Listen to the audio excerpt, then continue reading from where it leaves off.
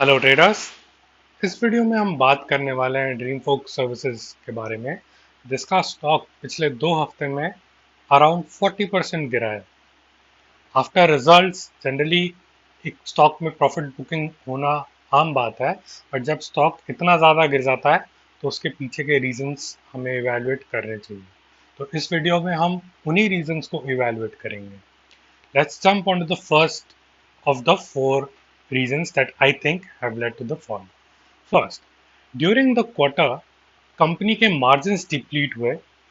पहले company around 14% margin पे काम कर रही थी, 12-14%, but this has fallen to 7%। Reason क्या रहा है इसके पीछे? First reason was ESOP cost. So during the quarter company ने क्या किया, अपने कुछ एम्प्लॉयज को इसॉप इशू किए। ESOP are basically stock options given to performing employees at a discount. Market price जो चल रही होती है उससे कम भाव पे आप अपने एम्प्लॉयज को इसॉप इशू करते हो, और जो भी डिफरेंस होता है वो कंपनी अपने पीएनएल में, प्रॉफिट एंड लॉस में, एज एन एक्सपेंस क्लेम करती है।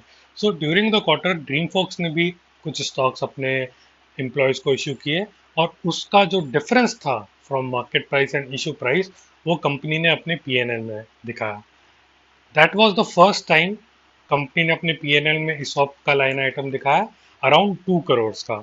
और कंपनी का मैनेजमेंट बोलता है कि this cost will come for the next 4-5 quarters. तो बेसिकली कंपनी का एक जो खर्चा है वो अगले 4-5 क्वार्टर्स तक के लिए बढ़ गया। उसकी वजह से आपके पी मार्जिन पे इम्पैक्ट आया। उससे भी बड़ा एक रीजन था मार्जिन पे इम्पैक्ट का, वो था एयरलाइन ऑपरेटर्स, एयरपोर्ट ऑपरेटर्स का during the month of May lease rentals hike करने का रीजन। सो बेसिकली एयरपोर्ट्स में क्या होता है, एयरपोर्ट लीज ओनर्स होते हैं, लाइक जीएमआर, अदानी, जिन्होंने लीज खरीदी है गवर्नमेंट से। गवर्नमेंट ने उनको लीज दी है, और ये कंपनीज आगे एयरपोर्ट को लीज आउट करती है to companies like Indigo, SpiceJet, and lounge operators like Dreamfolks. So during the month of May, what happened was कि अदानी जीएमआर ने जो लीज रेंटल्स होते हैं उनमें हाइक करा एटलीस्ट बाय 30%, जबकि वो जनरली होता है 7 to 10% के बीच में। तो जो भी एयरपोर्ट का एक एरिया है, उसमें कॉमन एरिया भी होता है, उसमें स्पेसिफिक लाउंज का एरिया भी है, एयरलाइन का एरिया भी है, that ultimately is borne by the owners of that, by the lease owners like Dreamfolks. So management ये बोल रहा है कि generally increase is 5 to 7%, but it has gone up to 15%. इसी की वजह से इनके मार्जिन पे मेजर हिट हुआ। Again they are saying that there is a one line item, one off item. इस क्वार्टर में इसका कॉस्ट इन्होंने बॉर्न किया है, बट अगले क्वार्टर से ये कॉस्ट है ये पास ऑन कर देंगे इनके कस्टमर्स को, बेसिकली बैंक्स को। बट फिलहाल इस क्वार्टर में इनको ये CAM charges, common area maintenance charges का हिट आया, जिसकी वजह से इनके मार्जिन आधे हो गए। ये तो हो गया इनकी मार्जिन की स्टोरी कि किन रीजंस की वजह से इनके मार्जिन पे आया। इसके अलावा एक और फंडामेंटल रीजन है जो शायद मेजर वेटेज रखता है कि ये फॉल क्यों हुआ। वो रीजन है ये, during the past quarter axis bank ने अपने कुछ 5-6 क्रेडिट कार्ड्स को डीवैल्यू किया था। डीवैल्यू मतलब अगर कोई क्रेडिट कार्ड यूज करता है तो उसको उसके अगेंस्ट में रिवॉर्ड मिलता है, रिवॉर्ड पॉइंट्स मिलते हैं जो वो रिडीम करा सकता है, उसको कुछ प्रिविलेजेस मिलते हैं लाइक लाउंज का एक्सेस और अदर चीज़ें। तो क्या हुआ कि क्योंकि पिछले कुछ 6 महीने या 1 साल में बहुत ज़्यादा क्रेडिट कार्ड इशू हुए और लोगों ने जो रिवॉर्ड पॉइंट से बहुत रिडीम भी करा है, तो वो जो खर्चा होता है, जो भी रिडेम्पशन का खर्चा, हमारे लाउंज का एक्सेस का खर्चा, वो सारा खर्चा bond is bond by banks. Banks उसको पूरा वहन करते हैं, पूरा उठाते हैं।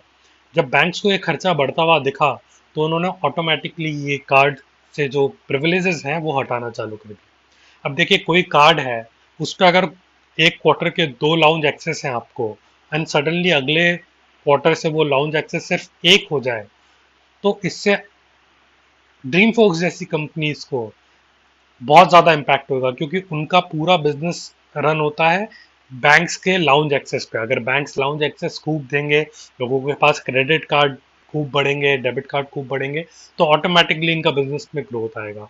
बट अगर बैंक्स ऐसा कुछ डिवैल्यूएशन का स्टेप लेते हैं, सो उसकी वजह से इनके ग्रोथ पे डायरेक्टली क्वेश्चन मार्क आ जाएगा। आज ही एक्सिस बैंक ने क्या किया है, कल ही कोई और बैंक भी अगर कर देगा, तो ऑटोमेटिकली ग्रोथ पे क्वेश्चन मार्क आ जाएगा। सो आई थिंक ग्रोथ पे क्वेश्चन मार्क जब आ जाता है किसी कंपनी पे, that creates a larger impact कि कंपनी के पास अगर ग्रोथ नहीं होगी, छोटी कंपनी के पास, तो फिर उसका ईपीएस कैसे ग्रो होगा? ईपीएस ग्रो नहीं होएगा तो फिर उसको हाई पी क्यों मिले? तो that is why from a 40 P it has again fallen to a 20 odd P, जहां से इसने अपना ये पूरा रन चालू किया था, क्योंकि ग्रोथ पे थोड़े बहुत क्वेश्चन मार्क्स आ गए। और एक न्यू एज कंपनी के लिए एक आम बात है, ये पेटीएम के साथ भी हुआ था 3-4 क्वार्टर पहले। जब पेटीएम लिस्ट हुई थी तब उसको अलग फंडामेंटल रीजन से अलग स्टोरी बन के वो इवेल्युएट हुआ था। बट जब 3-4 क्वार्टर बाद मार्केट को उनकी स्टोरी समझ में आने लग गई कि Paytm is more of a aggregator of banks, एक फाइनेंशियल एग्रीगेटर टाइप कंपनी है, तो फिर लोगों ने इसमें शायद खरीदारी चालू करी और फिर इनको एक सस्टेनेबल पीई मिलने लग गया। बट जब नहीं मिलता है, स्टोरी क्लियर नहीं होती है, तो ऐसी ही वॉलेटिलिटी क्रिएट होती है। आई थिंक ड्रीम फोक्स के साथ भी वही चीज़ हो रही है अभी, कि जब आपके ग्रोथ पे क्वेश्चन मार्क हो गए, आपके मार्जिन डिप्लीट हो गए, तो उसकी वजह से आपको पीई जो है वो कम मिलेगा मार्केट में।